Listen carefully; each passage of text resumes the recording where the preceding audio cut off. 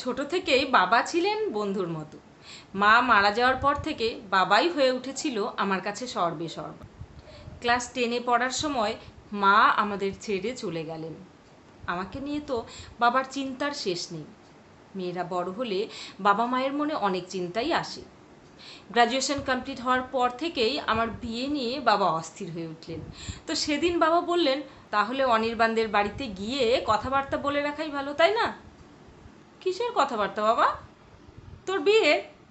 তোর মা নেই, এখন তো সবটাই আমাকে ভাবতে হবে। অনির্বাণদের বাড়িতে কেন যাবে সেটাই তো বুঝতে পারছি না। আমি সব জানি রে মা, তুই অনির্বাণকে ভালোবাসিস। কি যে বলো বাবা, অনির্বাণ আমার খুব ভালো বন্ধু, এর থেকে তো বেশি কিছু নয়। আসলে কাছের বন্ধুর সঙ্গে বিশেষ সম্পর্ক হতেই পারে। একটা ছেলে আর একটা মেয়েকে একসঙ্গে কোথাও দেখা গেলে অথবা তাদের মধ্যে খুব ভালো বোঝাপড়ার সম্পর্ক দেখা মাত্রই ধরে নেওয়া হয় তাদের মধ্যে বন্ধুত্ব বাদেও সম্পর্ক আছে। তবে ছেলে বন্ধু মানেই যে প্রেমিক, এমন ধারণাটা সত্যি নাও হতে পারে। ঠিক এই ভুলটাই করেছিলেন আমার বাবা। অনির্বাণ আমার জীবনে এক বিশ্বস্ত বন্ধু। স্কুল জীবনের শুরুতে জীবনের প্রভাতী বেলায় পরিচয় হয়েছিল অনির্বাণের সাথে। স্কুলে গিয়ে প্রথম দিন থেকেই অনির্বাণকেই বন্ধু বলে জেনেছিলাম। একসাথে স্কুলে যাওয়া, খেলাধুলা, হই হুল্লোড়, সে এক রঙিন ছোটবেলা। আমাদের এই বন্ধুত্বের সূত্র ধরেই অনির্বাণের বাবার সাথে আমার বাবারও খুব ভালো বন্ধুত্ব হয়ে যায়। তারপর আস্তে আস্তে অনির্বাণ হয়ে গেল খুব ভালো বন্ধু। মনের যাবতীয় সুখ দুঃখের ভাগিদার হয়ে গেল অনির্বাণ। দুজনকে একসঙ্গে মেলামেশা করতে দেখে অনেকেই ধারণা করেছিল অনির্বাণের সাথে আমার নিশ্চয়ই প্রেমের সম্পর্ক। সে যাই হোক, বাবা যখন জানতে পারলেন যে অনির্বাণ আমার জীবনে খুব ভালো বন্ধু ছাড়া আর কিছুই নয়, তখন আমার জন্য অন্যত্র বিয়ের সম্বন্ধ দেখা শুরু করলেন। কিছুদিনের মধ্যেই আমার বিয়েও হয়ে গেল। অনেকেই অবশ্য অনির্বাণকে জিজ্ঞেস করেছিল, মধুরিমা তোকে ছেড়ে দিল কেন? অনির্বাণ হেসেই বলেছিল, প্রকৃত বন্ধুত্ব সেটাই যেটা চিরকাল থাকবে। বন্ধুত্বকে তো প্রেমের জায়গায় নিয়ে যায়নি, তাই ছেড়ে যাওয়ার কথা আসে কোথা থেকে? আসলে বন্ধুত্ব হলো সেটাই যা চিরদিন থাকে।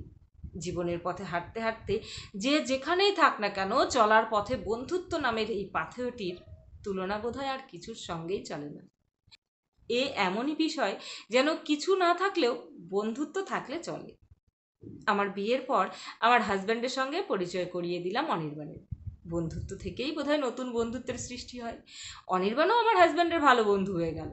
ছুটির দিনে আমার হাজব্যান্ড নিজেই অনির্বাণকে মাঝে মাঝেই লাঞ্চের ইনভাইট করতো। এমন কত দিন গেছে, একসঙ্গে 3জন রেস্টুরেন্টে খেয়েছি, ঘুরেছি, কত আনন্দ করেছি। বিয়ের পর থেকে প্রায় 7 বছর কেটে গেছে। ততদিনে অনির্বাণও ভালো চাকরি পেয়েছে একটা। একদিন অনির্বাণ ফোন করেছে, এটা সেটা নিয়ে নানা কথা হচ্ছে।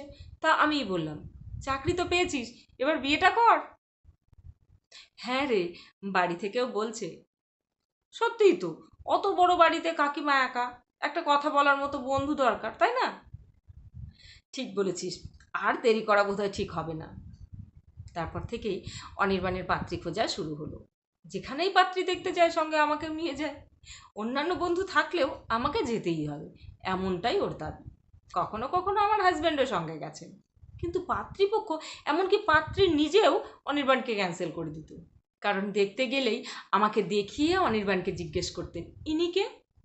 যেই শোনে আমি ওর বান্ধবী, অমনি না করে দেয়, আর ভাবে কিছু না কিছু একটা সম্পর্ক আছে।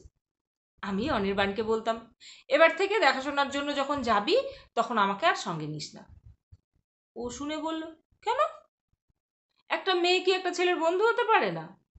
এসব ভ্রান্ত ধারণা কেন? তুই যাই বলিস, আমি তোকে সঙ্গে নিয়েই যাব, দেখি না কি হয়। একটা ছেলের সাথে একটা মেয়ের বন্ধুত্ব গড়ে ওঠা তো অস্বাভাবিক নয়। আর বন্ধুত্ব গড়ে ওঠে সুখ দুঃখ, সহভাগিতা, সহযোগিতা, বোঝাপড়া, কিছু দায়িত্ব পালন আর খুনসুটির মধ্য দিয়ে। অনির্বাণ নিজে যেটা ঠিক মনে করবে সেটাই ও করবে, আমি বললেও আমার কথা শুনবে না। তাই পরের বারও দেখাশোনার জন্য আমাকে নিয়েই ও গেল।